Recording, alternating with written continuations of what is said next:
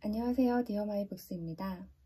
오늘 추천할 책은 김초엽 작가의 우리가 빛의 속도로 갈 수 없다면입니다.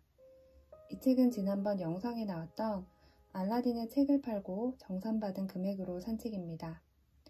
이 정도면 저 정말 알뜰하지 않나요? 물론 읽고 있는 책들도 있지만 새로운 책을 읽고 싶은 마음도 컸고 최근엔 정말 책을 산 적이 거의 없어서 요즘 나온 책들이 뭐가 있는지 궁금했어요. 이 책은 사실 전에 서점에서 이미 봤던 책입니다. 솔직히 말하면 제목과 책의 전반적인 디자인 자체가 저한테 주는 느낌이 전혀 없었습니다. 제목과 책 표지만 봐서는 마치 신카이 마코토 감독의 애니메이션을 보는 느낌이었어요. 너의 이름은 이라는 애니메이션을 보신 분들은 아실 텐데요. 그런 분위기 알죠? 분위기가 뭔가 아련하고 애틋한 일본식 청춘 로맨스물 같은 느낌이라 제 취향이 아닐 거라 생각하고 들여다보지도 않았던 것 같아요. 그러다가 이번에 책을 사려고 어플을 막 보다가 다시 마주친 책이 이 책이었어요. 책 소개라도 볼까 해서 들어가 봤더니 저의 예상을 깨고 무려 SF더라고요. 저는 SF를 읽어본 적이 거의 없어요. 근데 최근에 제 관심사가 인간복제나 유전자 등 미래 인류와 삶에 대해 관심이 많아져서 책 소개를 읽는데 딱 제가 읽고 싶은 내용이더라고요. 그래서 결국 이 책은 빛의 속도는 아니지만 멀리 돌고 돌아서 이렇게 저와 다시 만나게 되었습니다.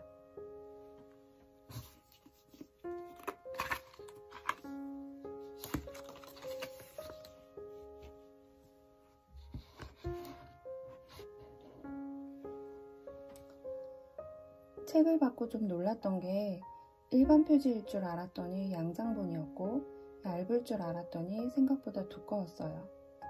요즘 양장본은 가볍게 나오는지 무척 가벼워서 갖고 다니면서 읽기도 좋을 것 같네요.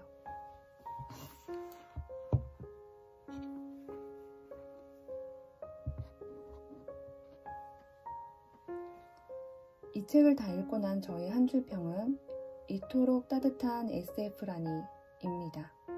뭐 진부한 표현일 수도 있겠지만 딱 맞는 표현 같아요. 우리가 보통 SF를 생각할 때 황폐하고 차가운 세상, 그리고 인간과 로봇의 대립, 뭐 그런 걸 떠올리잖아요. 그런데 이 책은 미래의 어느 세계를 그리고 있지만 전혀 차갑지 않아요.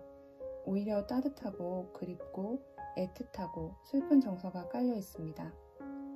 왜 그럴까 생각해 봤는데 미래를 그리고 있지만 나오는 주인공들은 현재 우리의 이야기 같다는 생각이 들었어요. 소외된 사람들, 잊혀진 사람들, 사회에서 약자들, 편견에 맞서는 사람들의 이야기거든요. 그래서 마치 지금 현재의 이야기 같아요.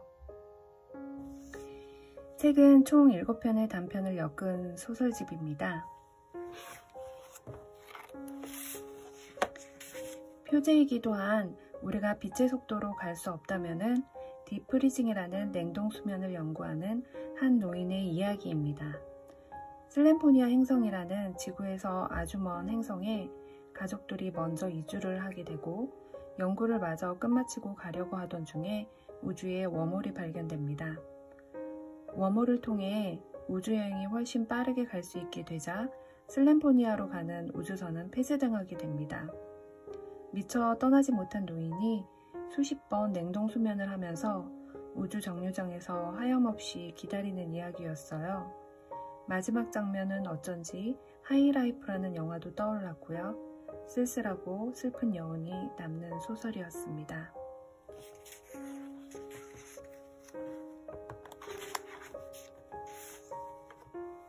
제가 가장 인상 깊게 읽었던 소설은 관내분실과 공생가설입니다.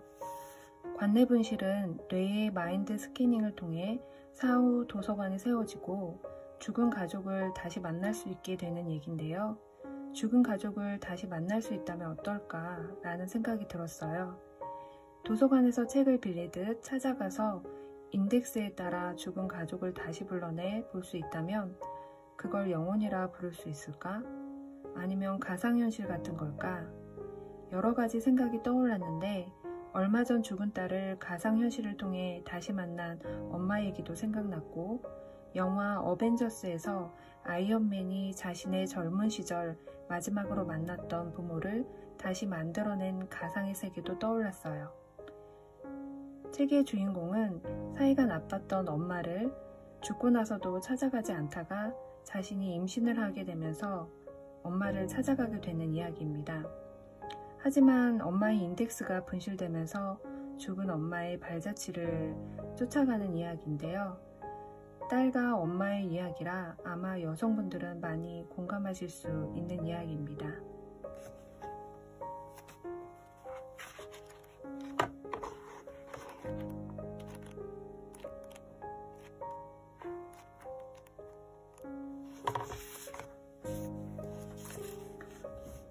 공생가설은 외계의 존재와 아기 시절을 연결시킨 상상력이 기가 막힌 작품입니다. 인간은 발달 단계를 거치면서 성장하죠. 아기 때는 말하지 못하고 울거나 웃거나 단순한 옹알이밖에 할 수 없는데 이 시절의 외계의 존재가 인간에 공생한다는 가설에서 시작합니다. 인간을 인간답게 만드는 게 외계의 존재라니. 인간이 인간다워지면서 또 그 존재는 사라지게 되는데요. 인간은 과연 어떤 존재인지, 인간이 무엇인지에 대해 생각할 수 있는 이야기였습니다.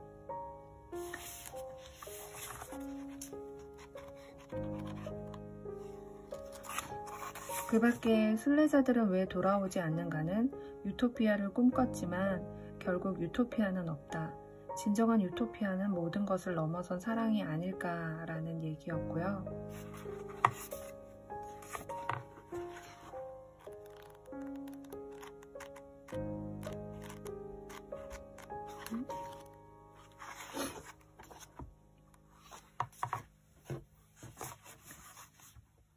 스펙트럼은 굉장히 감각적인 얘기라고 생각해요.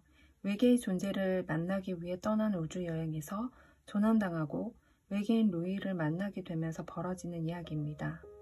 서로 언어는 통하지 않지만 루이가 그렸던 그림과 색채를 통해 종과 시공간을 넘어선 사랑을 느낄 수 있는 얘기였습니다.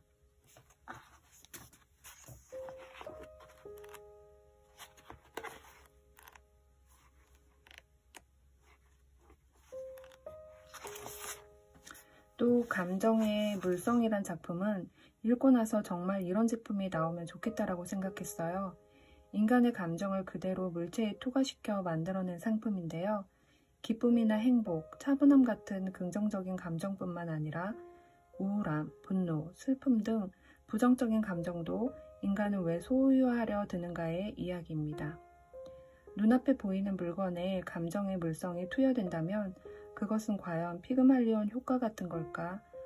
감정의 물성을 믿지 않던 주인공이 마지막에 가서야 자신의 연인을 이해하게 되죠. 향수 냄새, 무거운 공기, 흐느끼는 소리, 벽지의 얼룩, 현관의 차가운 질감처럼 실제 아는 감각을 통해서 말이죠.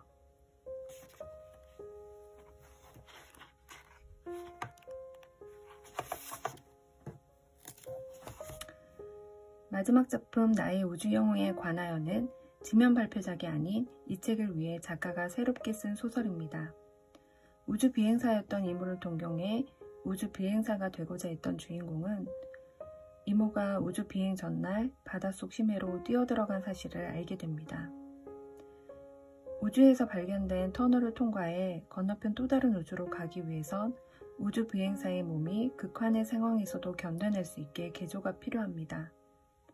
인간의 몸을 개조해서 왜 하필 이모는 심해로 뛰어들어야 했을까? 이 장면은 영화 그랑블루도 생각났어요. 바다를 사랑했던 주인공 자크가 마지막에 바닷속으로 사라지던 장면은 슬프지만 아름다웠거든요. 이 이야기의 이모나 앞서 말했던 빛의 속도로 갈 수 없다면의 노인도 명확히 죽음을 향해 뛰어든 것이나 다름없지만 어떤 죽음은 그것 자체로 이미 죽음이 아닌 죽음 너머의 어떤 것을 이뤘다고 생각해요. 그게 자유든 사랑이든.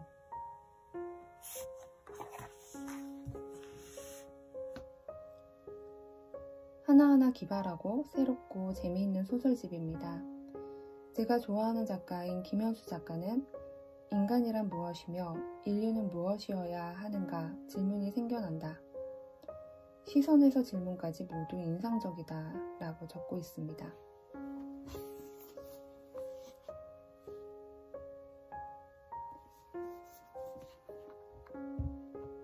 지금처럼 불안하고 어려운 시기에 가끔은 인간에 대해 새로운 질문들을 해볼 수 있는 이런 책 한 권쯤 읽어봐도 좋지 않을까 싶어요.